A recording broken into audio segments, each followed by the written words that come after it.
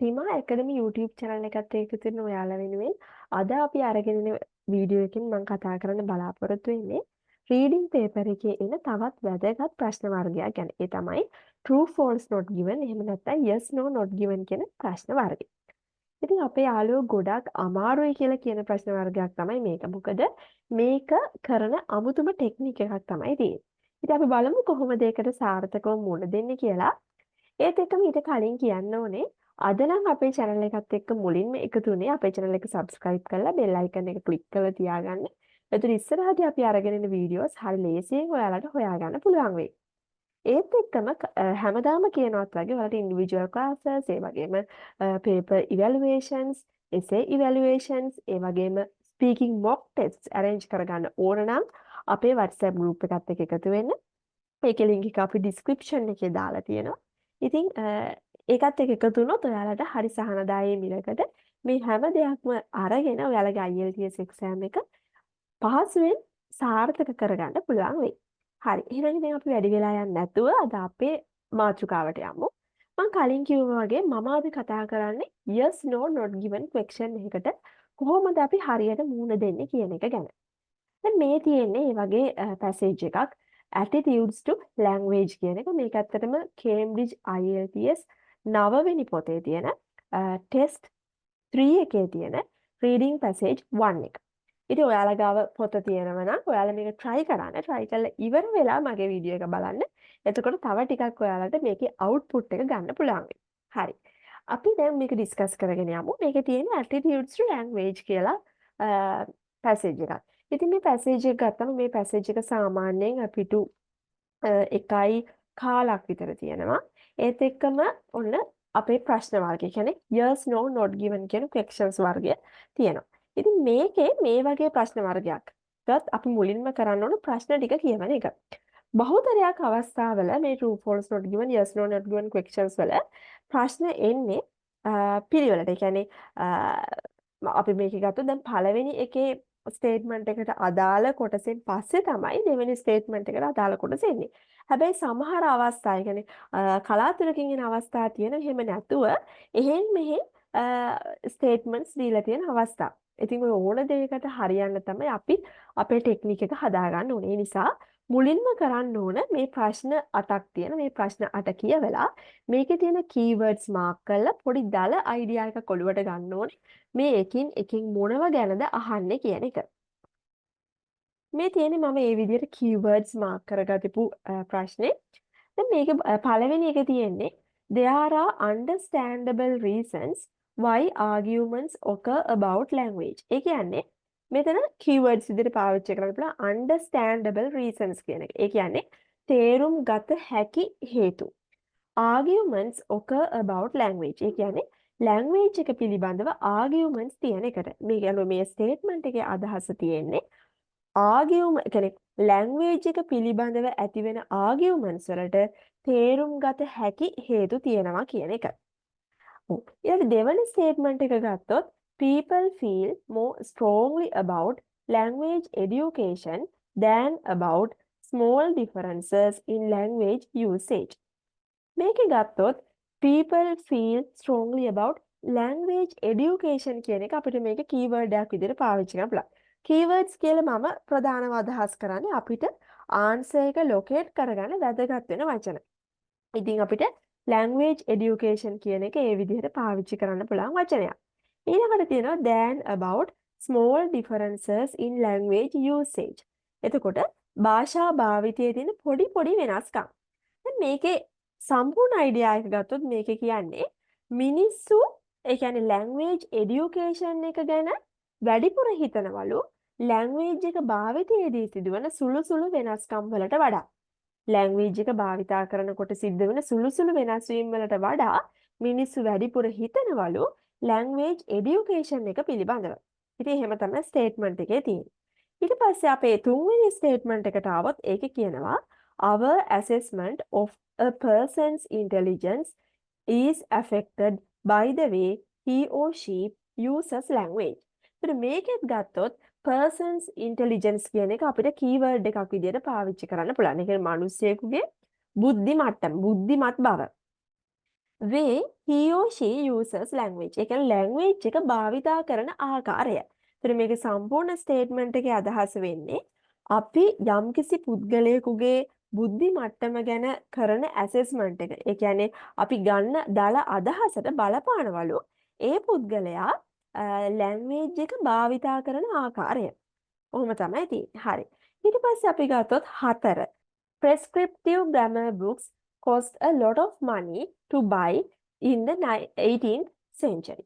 මේකෙන් කියන්නේ prescriptive grammar books කියන එකට අනිවාර්යෙන් keyword එකක් වෙනවා. prescriptive grammar books cost a lot of money. ඒ කියන්නේ ගොඩක් මුදල් වියදම් කරනවලු 18th century එකේ. 18 වෙනි ශතවර්ෂයේදී. ඒතර මේක කියන්නේ 18 වෙනි ශතවර්ෂයේදී prescriptive grammar books ටිකක් මිල වැඩි. අපිට වැඩිපුර මුදලක් වැය කරන්න සිද්ධ වෙලා තියෙනවා කියලා.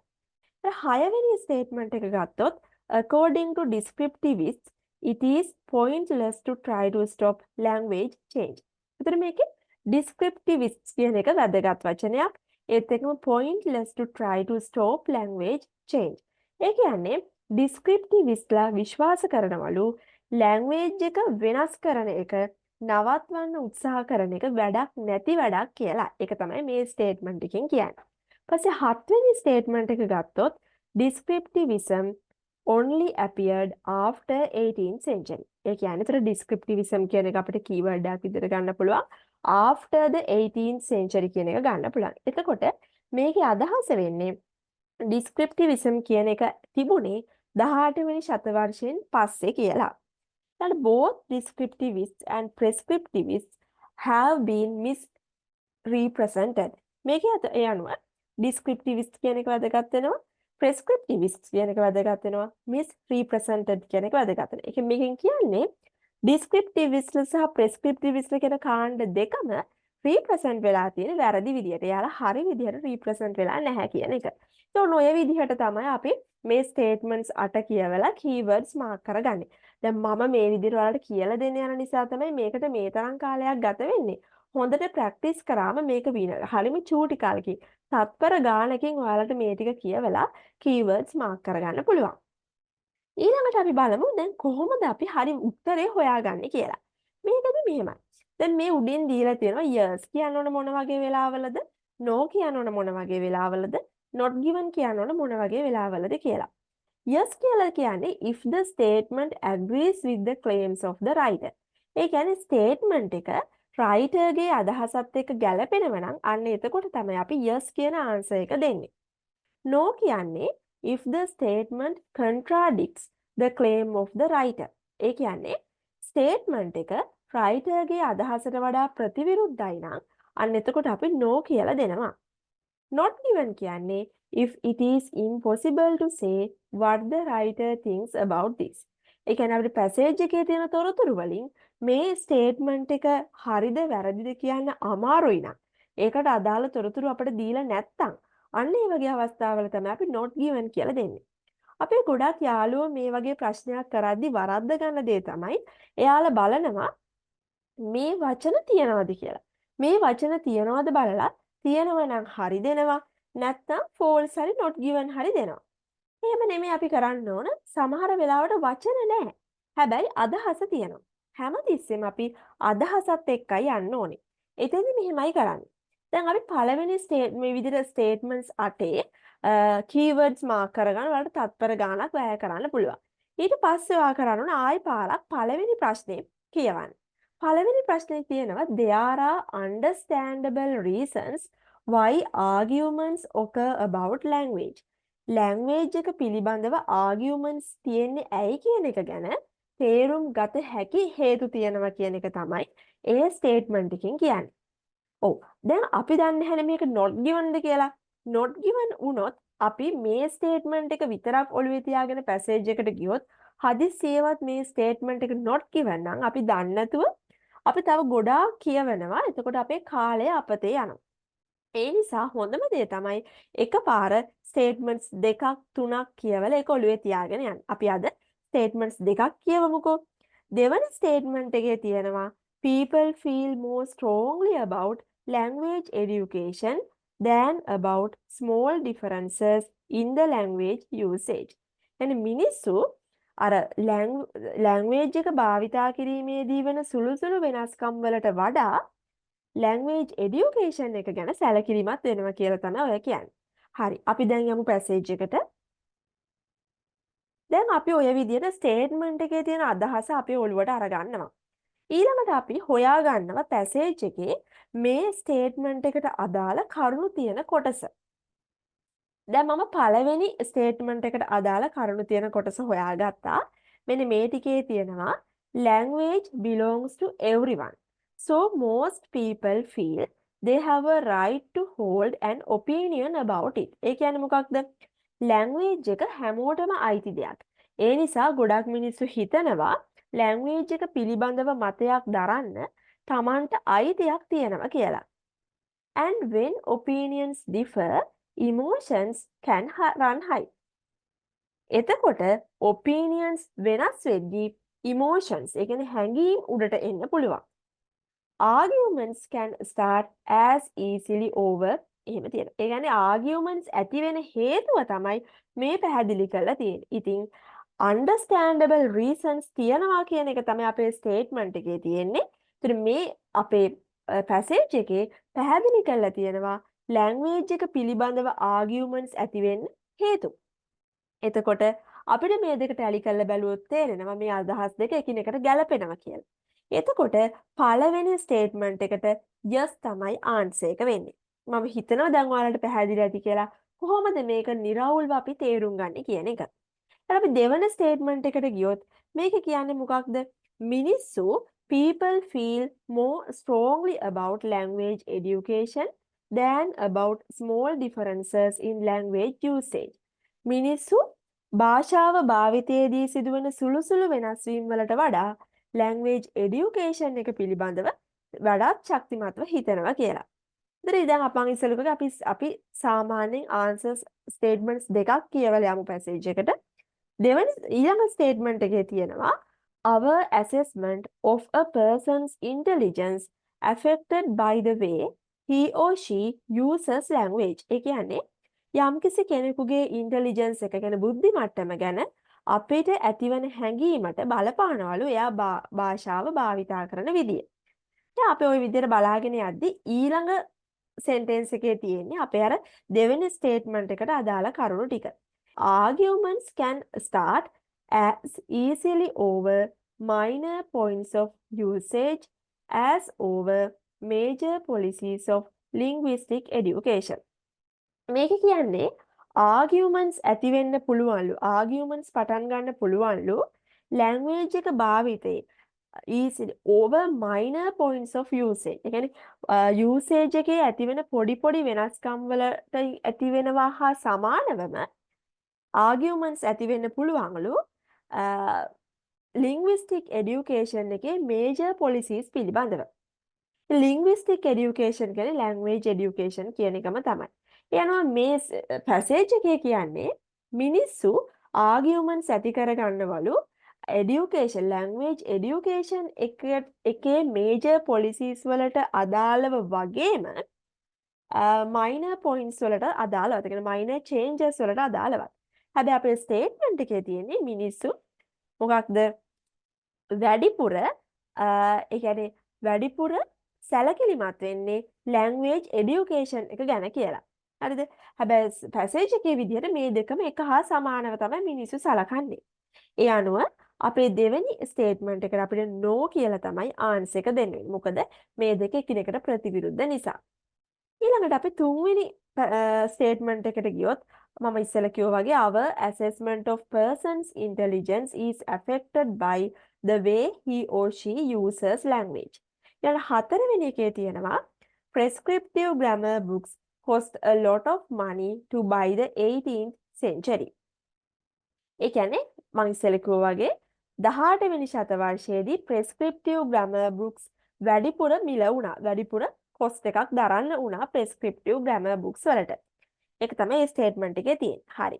දැන් කොහොම කියවගෙන යනකොට මෙන්න මෙතන තියෙනවා අපේ තුන්වෙනි ස්ටේට්මන්ට් එකට අදාළ කරුණු.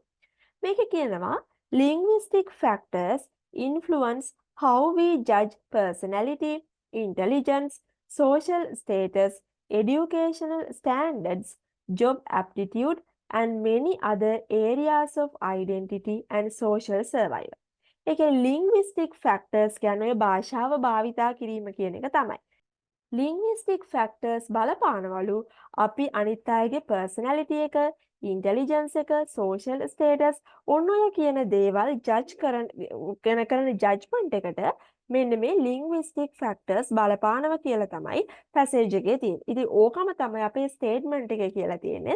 statement එකේ කියලා තියෙන්නේ අපි our assessment of a person's intelligence is affected by the way he or she uses language. A අන්වේ statement එක yes කියලා තමයි අපිට දෙන්න වෙන්නේ.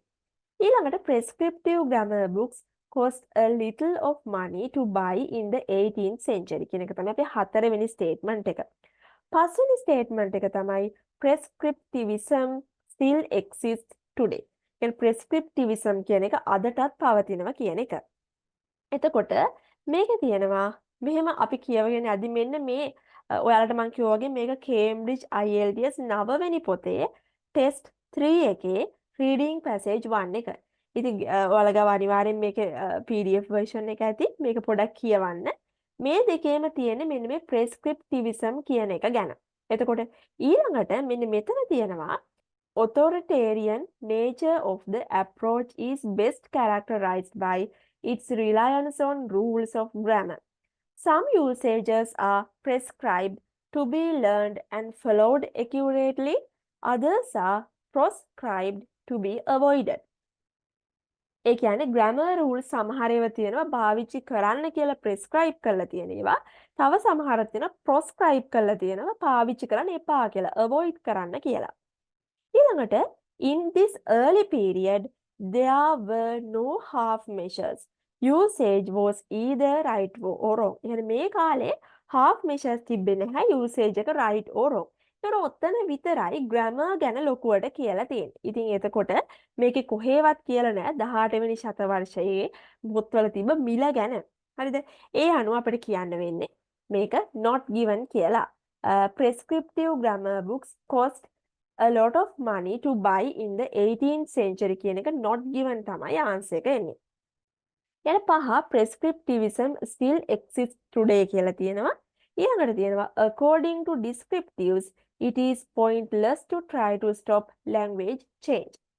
ඔය දෙක ගැන බලනකොට මෙන්න මෙතන දැන් මේ මං කිව්වා මේ passages මේ paragraphs දෙකේම තියෙන්නේ මෙන්න මේ prescriptivism කියන එක ගැන. ඒතර මෙතන තියෙනවා these attitudes are still with us කියලා. මේ attitudes අදටත් අපිත් එක්ක තියෙනවා කියලා.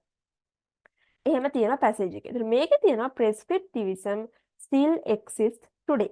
මේ දෙකේ අදහස් ගත්තම මේ දෙක එකිනෙකට සමානයි. ඒ නිසා අපි yes කියලා answer එක දෙනවා. ඊට පස්සේ according to descriptivists it is pointless to try to stop language change. ඊළඟ එකේ දෙනවා descriptivism only appeared after 18th century. හරි. ඊළඟ එක බැලුවොත් මේකේ තියෙනවා this approach කියලා කියන්නේ මේ descriptivism කියන එක. මෙතන මේ ටිකේ තියෙන descriptivism කියන එක ගැන හැඳින්වීම.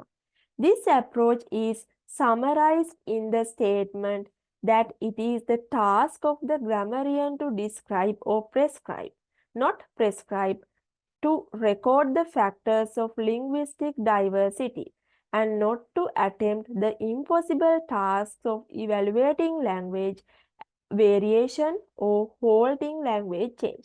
මේකේ මොකද කියන්නේ descriptivism කියන එකේදී අදහස් කරනවලු grammarian ලගේ එහෙනම් grammar පිළිබඳව experts ලගේ කාර්යභාරය වෙන්නේ describe කිරීම කියලා. ඒ කියන්නේ grammar rules ඇති වෙන්නේ කොහොමද කියන එක describe කිරීම කියලා. ඒ වගේම මේක කියනවා not prescribe to record the facts of linguistic diversity.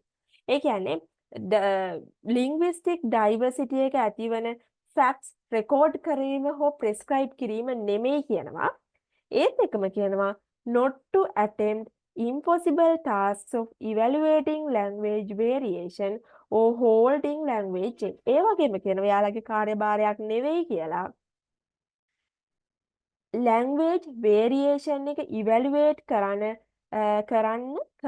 බැරි දේවල් impossible task කරන එක හෝ language change එක hold කරන එකට කරන්න ඒ කියන්නේ ඒවා කරන්න බැරි දෙයක් විදිහට තමයි සලකලා තියෙන්නේ. එහෙම කරන්න බැරි දෙයක් ගැන උත්සාහ කිරීම අසාර්ථක එක කරන්න නොකළ යුතු දෙයක් විදිහට මේගොල්ලෝ හඳුන්වලා දීලා තියෙනවා. ඉතින් එතකොට මෙතන තියෙන්නේ මොකක්ද? According to descriptivists, it is pointless to try to stop language change. ඉතින් ওই දෙක එක හා සමානයි නේද? අපිට කියවම තේරෙනවා. එතකොට මේකේ ආන්සර් එක වෙන්නේ yes. Yeah, descriptivism only appeared after the 18th century කියන එක තියෙනවා. ඊළඟට තියෙනවා both descriptivists and prescriptivists have been misrepresented. ඕක ගැන කතා කරද්දී මෙන්න මෙතන තියෙනවා අර පළවෙනි ඒ කියන්නේ අර 18th century එකෙන් පස්සේද මේ descriptivism කියන එක ඇති වුණේ කියන එකට අදාළ කොටස මේ කියන in the second half of the 18th century we already find advocates of this view. And descriptivism කියන view එක තිබිච්ච advocates ලා හම්බුණාලු 18 වෙනි ශතවර්ෂයේ දෙවෙනි භාගයේදී. ඒ කියන්නේ 18 වෙනි ශතවර්ෂයෙන් පස්සේ ඇති වුණා කියන එක වැරදි. මේකේ තියෙන්නේ 18 වෙනි ශතවර්ෂයේ descriptivism only appeared after the 18th century. After the 18th century නෙමෙයි 18th century එකේ දෙවෙනි භාගයේදී තමයි ඇති වෙලා තියෙන්නේ. Descriptivism only appeared after 18th century කියන එක no. And both descriptivists and prescriptivists have been misrepresented කියන එකට ගත්තොත් ඒකේ තියෙනවා මෙන්න මෙතන in our own time the opposition between descriptivists and prescriptivists has often become extreme with both sides painting unreal pictures of the other. ඒ කියන්නේ මේක කියනවා දැන් prescriptivistලා සහ descriptivistලා කියන දෙගොල්ලම ඕනවට වඩා කියන්නේ එක්ස්ට්‍රීම් එකේ තමයි ඉන්නේ. ඉතින් එයාලා Taman එකිනෙකා ගැන unreal pictures ඒ කියන්නේ ඇත්ත නොවන පින්තූර එකිනෙකා පිළිබඳව අපේ හිතවල මවනවා එයාලා මේ කරන වැඩ නිසා. එයාලගේ එක්ස්ට්‍රීම් නේචර් එක නිසා. ඊට පස්සේ කියනවා descriptive grammarians have been presented as people who do not care about standards because of the way they see all forms of usage as equally valid. Descriptive grammarians අපිට පේන්නේ හරියට කවුරු වගේද ස්ටෑන්ඩඩ්ස් ගැන සලකන්නේ නැති අය වගේ. මොකද ඒගොල්ලෝ ඕනම දෙයක් හරි කියලා සලකන නිසා. ඊළඟට කියනවා prescriptive grammarians have been presented as blind adherents to historical tradition. ඒ වගේම prescriptive grammariansලා හරියට නිකන් අර අතීතයේදී ට්‍රැඩිෂන් එකටම මුල් බැසගෙන ට්‍රැඩිෂන් එක ගැනම හිත ඉන්න අය විදියට තමයි අපිට රීප්‍රසන්ට් වෙලා තියෙන්නේ කියලා. ඉතින් මේකෙන් පැහැදිලි වෙනවා එයාලා කවුරුවත් හරියට රීප්‍රසන්ට් වෙලා නැහැ. එයාලගේ එක්ස්ට්‍රීම් නේචර් එක නිසා එකිනෙකා ගැන unreal pictures තමයි අපේ ඔළුවේ ඇඳලා තියෙන්නේ එයාලම විසින්ම. ඉතින් එතකොට මෙතන තියෙනවා both descriptivists and prescriptivists have been misrepresented කියන ආන්සර් එක හරි. ඒ ස්ටේට්මන්ට් එක yes කියන එක තමයි අපිට දෙන්න පුළුවන් වෙන්නේ. ඉතින් මම හිතනවා පොඩි හරි අයිඩියා එකක් එන්නේ නැති කියලා. කොහොමද මේ yes no not given question එකකට හරියට මුහුණ දෙන්නේ කියලා. ඉතින් මේ වීඩියෝ එක මුලින් ඉඳන් අගට බැලුවට බොහොම ස්තුතියි. මොනවා හරි දෙයක් ඉම්ප්‍රූව් වෙන්න ඕනේ කියලා ඔයාලට හිතෙනවා නම් ඒ ගැන අපේ කමෙන්ට් එකක් දාලා යන්න. ඒත් එකම තමයි මම කලින් කිව්වා වගේ අපේ WhatsApp group එකත් එක්ක එකතු වෙන්න අපේ channel එක subscribe කරලා අපිත් එක්ක එකතු වෙලා ඉන්න. ඊළඟ වීඩියෝ එකකින් හම්බ වෙමු.